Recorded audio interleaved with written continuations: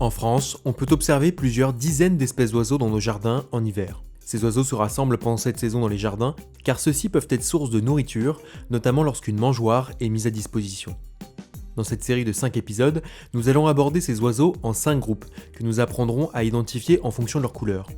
Et ici, nous allons traiter des grandes espèces facilement reconnaissables qui ne prêtent que rarement à confusion. Parmi celles-ci, on retrouve le jet des chênes, la perruche à collier, la tourterelle turque, le pigeon ramier, le pigeon bisé, ainsi que l'épervier d'Europe. On peut déjà distinguer l'épervier d'Europe des autres espèces. C'est l'un des rares rapaces diurnes à fréquenter régulièrement nos jardins. Lorsqu'une mangeoire attire de nombreux passereaux, il n'est pas rare qu'un épervier reste à l'affût à proximité pour les attaquer. On le reconnaît facilement à son petit bec crochu, à son plumage gris sur le dessus et blanc strié sur le ventre. Chez cette espèce, on observe un léger dimorphisme sexuel. Le mâle présente des teintes plus rousses sur la tête, la poitrine et les rayures du ventre, tandis que la femelle est plus terne et possède souvent un léger sourcil blanc, absent chez le mâle. Un autre oiseau impossible à manquer est la perruche à collier.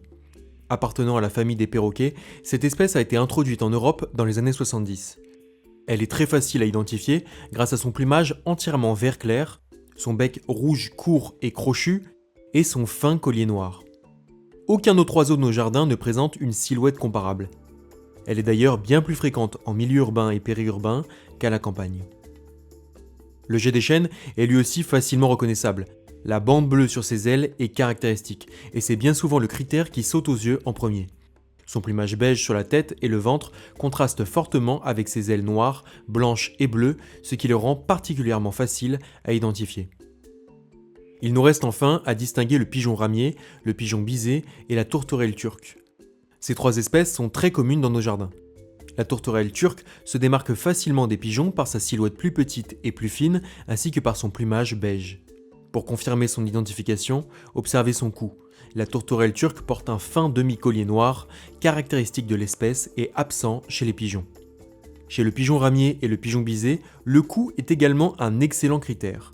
Le pigeon ramier présente une large tache blanche sur le côté du cou, tandis que le pigeon bisé arbore des reflets métalliques vert à violet. Enfin, la couleur générale du plumage peut aider à éviter toute confusion.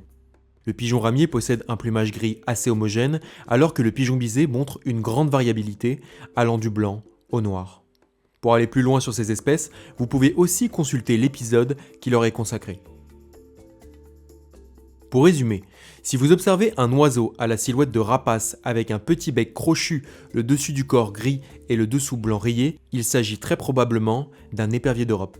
Le mâle présente des teintes rousses sur le plumage, absentes chez la femelle, qui se distingue quant à elle par un léger sourcil blanc. Si vous observez un grand oiseau vert dans votre jardin qui ressemble à un perroquet, alors il s'agit d'une perruche à collier. Vous ne pouvez pas vous tromper. Si l'oiseau possède une bande bleue bien visible sur les ailes, alors vous êtes face à un jet des chênes. Son plumage beige contraste nettement avec ses ailes noires, blanches et bleues. Enfin, si l'oiseau que vous observez ressemble à un pigeon, vous avez de grandes chances que ce soit un pigeon ramier, un pigeon bisé ou une tourterelle turque.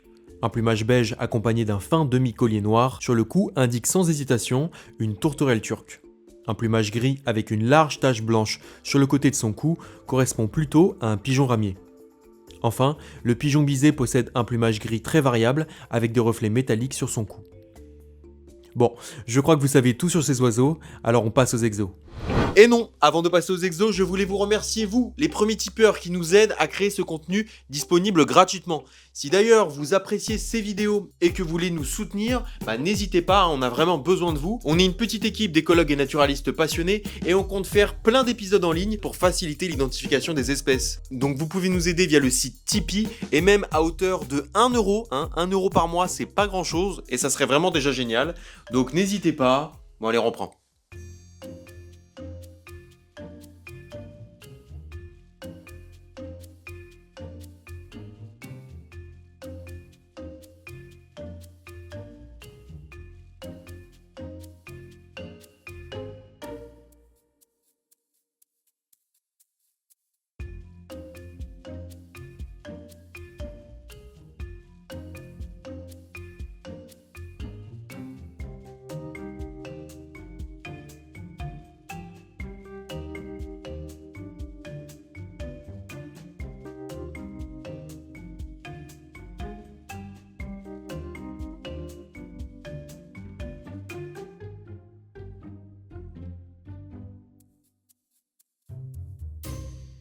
Et l'épisode est déjà terminé, donc comme d'habitude, la correction est présente dans la description. Et si vous avez envie de regarder un autre épisode, on vous en propose 2 autres. Allez, à tout de suite.